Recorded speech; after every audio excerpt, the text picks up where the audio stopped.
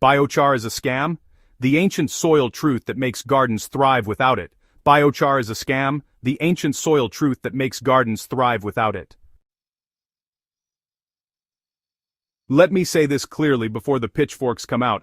Biochar itself isn't evil, fake, or useless, but the way it's sold to modern gardeners, that's where the scam lives. Somewhere along the line, an ancient soil practice was stripped of its context, packaged into a dusty bag, and marketed as a miracle cure for tired soil. And many of us, myself included, fell for it. If you've ever sprinkled biochar into your beds expecting instant black gold magic and got nothing, this article is for you. If you've watched your plants stall while influencers swear biochar changed everything, stay with me. What follows is the ancient truth that rarely makes it into gardening magazines or sponsored videos, and once you understand it, your soil game will level up permanently. Where the biochar story really begins. Long before garden centers existed, indigenous farmers in the Amazon created some of the most fertile soil on Earth, terra preta, or dark earth. This soil is still productive hundreds, sometimes thousands, of years later. Biochar was part of it, but it was never the star of the show. So, look, terra preta wasn't made by just dumping charcoal into dirt. It was actually built slowly over generations using a mix of charred biomass, food scraps, bones, manure, ash, fermented materials, and yeah, a steady stream of microbial input. The charcoal acted as more of a long-term habitat than a fertilizer. Think of it as a scaffold for life, not life itself. But, modern biochar marketing has really flipped that truth on its head.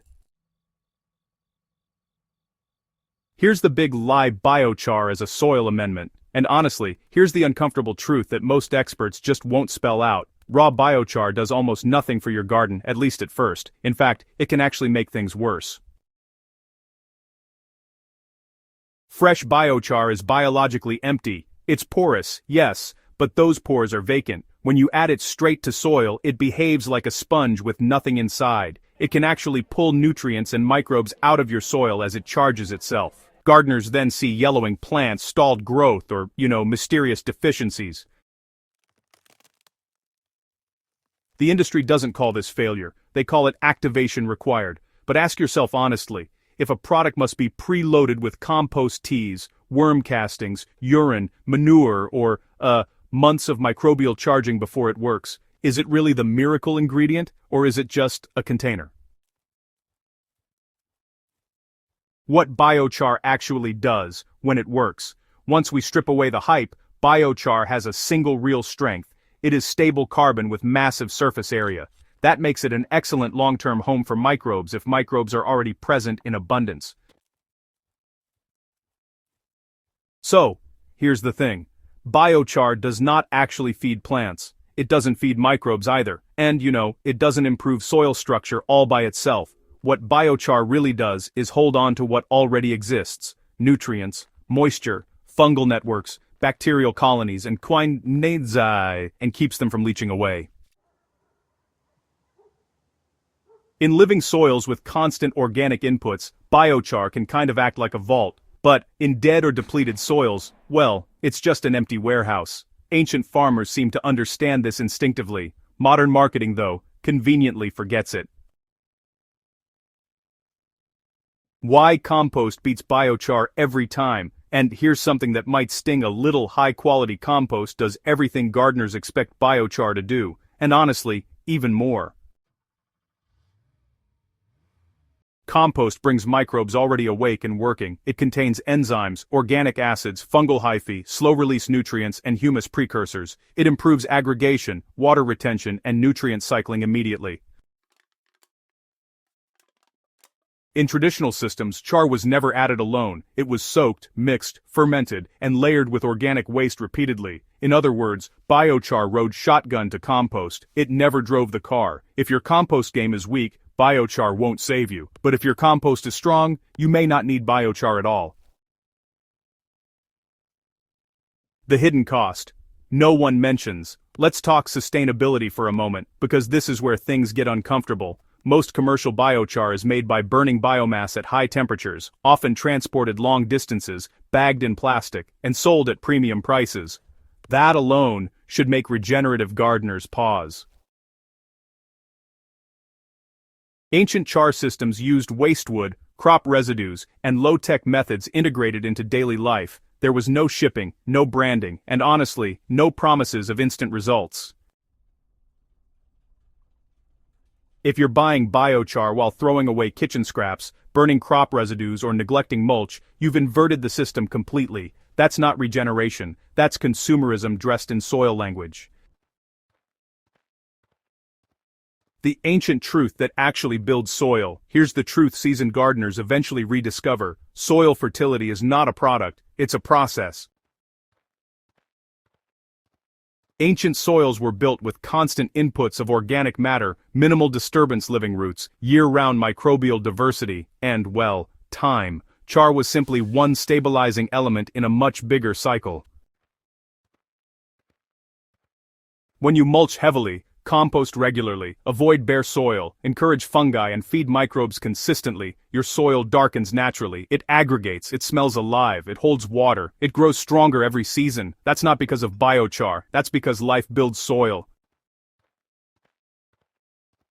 When biochar actually makes sense, this is where nuance matters. Biochar isn't useless, it's just misunderstood. Biochar can be helpful in sandy soils that lose nutrients quickly in tropical or high rainfall areas, where leaching is severe, or in long-term systems where organic inputs are abundant and continuous. It can also help immobilize toxins in contaminated soils, something ancient cultures never intended, but modern science confirms. But notice the pattern. Biochar works best where soil life is already prioritized. If you're just starting a garden, struggling with poor growth, or building fertility from scratch, your time and money are better spent on compost, mulch, cover crops, and patience. Biochar is a supplement, not a foundation. Why experts don't explain this clearly. Here's the uncomfortable reason this truth stays buried: it doesn't sell well. Build soil slowly over years with compost and microbes doesn't move products, but add this one thing and transform your soil sure does. Biochar fits perfectly into that narrative. Ancient, mysterious, science-backed, and, well, conveniently purchasable.